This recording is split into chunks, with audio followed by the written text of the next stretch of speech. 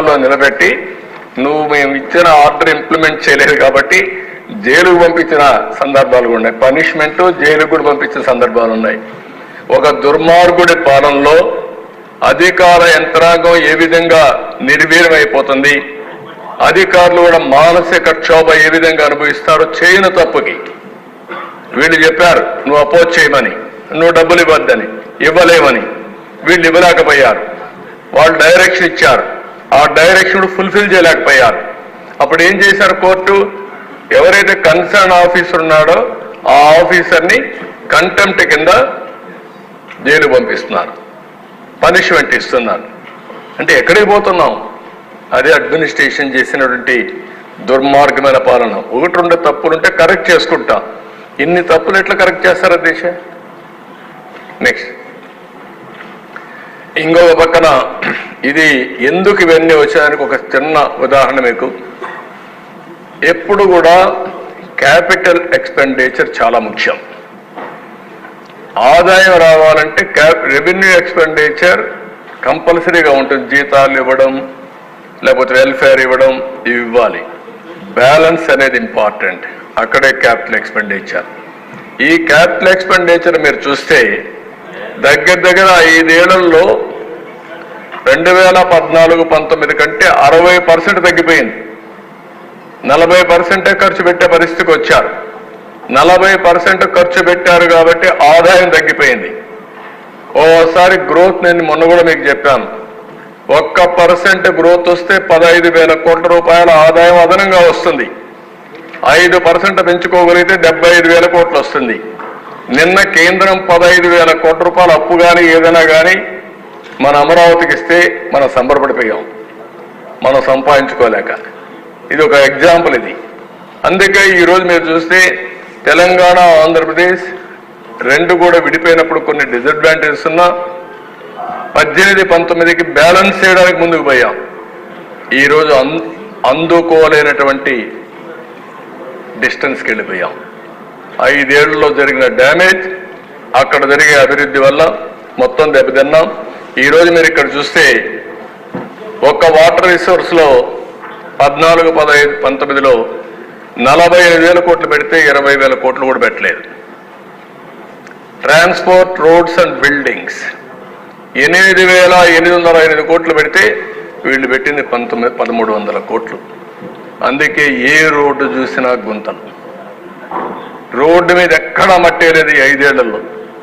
అందువలన మొత్తం నాశనం అయిపోయిన వ్యవస్థ అంతా. సోషల్ వెల్ఫేర్లో 10,000 కోట్లు పెడితే దాంట్లో 400 కోట్లే పెట్టారు.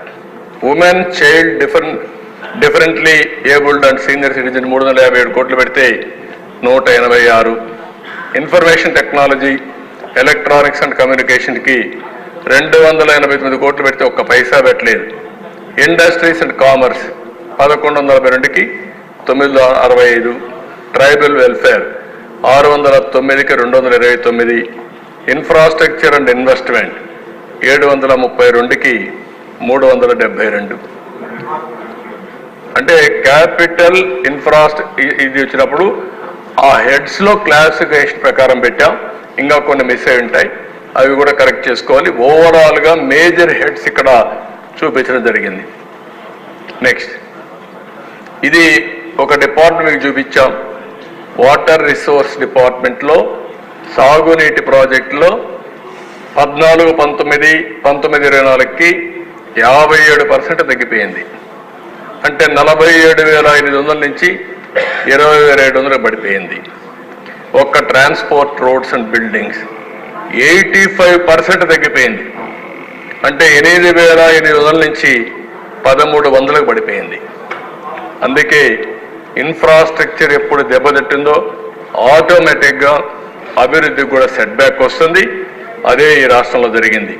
నెక్స్ట్ ఇక్కడ ఈ స్లైడ్లో మీకు చూపించింది ప్రభుత్వం చేసే అప్పు, మనం క్యాపిటల్ ఎక్స్పెండిచర్కి పెట్టిన విధానం. 14-19లో 59% మనం ఖర్చు పెట్టాం.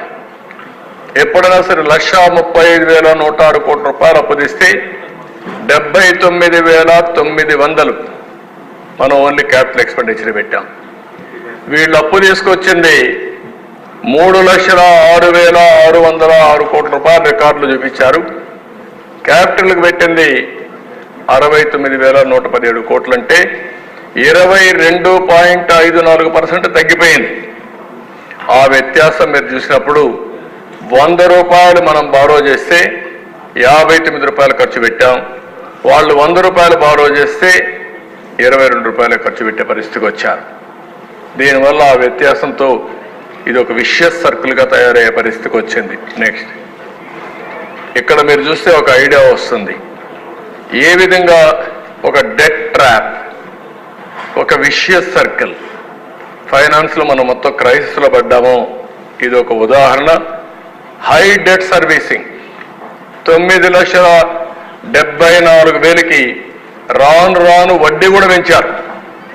ఎప్పుడు కూడా బ్యాంక్స్లన్నీ మీరు గుర్తుపెట్టుకోవాలి, క్రెడిబిలిటీ ఉంటే, రేటింగ్ బాగుంటే వడ్డీ తక్కువ ఉంటుంది. ఎవరైనా అప్పులు అడిగిన వాళ్ళు అట్నే ఉంటారు. తిరిగి ఇస్తారని నమ్మకం ఉంటే వడ్డీ తక్కువ ఇస్తారు, ఎందుకంటే సేఫ్ కాబట్టి. నువ్వు తిరిగి పే చేయలేవనే అనుమానం వస్తే వడ్డీ పెంచుకుంటా పోతారు. అదే ఇక్కడ జరిగింది. ఓ దగ్గర 2%, 3%, 4% హై ఇంట్రెస్ట్ రేట్లు వచ్చాయి. ఆ విధంగా మనకు అప్పులు కట్టడం, వడ్డీ కట్టడం చాలా సమస్యగా తయారవుతుంది. ఇంకొక పక్కన డిక్రీజ్ ఇన్ క్యాపిటల్ ఎక్స్పెండిచర్ తగ్గింది, బాగా ఖర్చులు తగ్గాయి. దీనివల్ల ప్రొడక్టివ్ ఎక్స్పెండిచర్ ఇన్వెస్ట్మెంట్లు పెట్టలేకపోయారు. దీంతో ఆదాయం తగ్గిపోయింది. మళ్ళా హైయర్ ట్యాక్సెస్కి వెళ్ళారు, మోర్ బారోయింగ్స్కి వెళ్ళారు. దానివల్ల మళ్ళా ఈ సైక్లింగ్గా పెరిగింది కానీ, క్రైసిస్ పెరిగింది కానీ సమస్య పరిష్కారం కాలేదు. దీనివల్ల మళ్ళా ఫండ్స్ డైవర్ట్ చేశారు, ఆస్తులు తాకట్టు పెట్టారు. కడాన సెంట్రల్ స్పాన్సర్డ్ స్కీమ్స్ ఏవైతే ఉన్నాయో మనం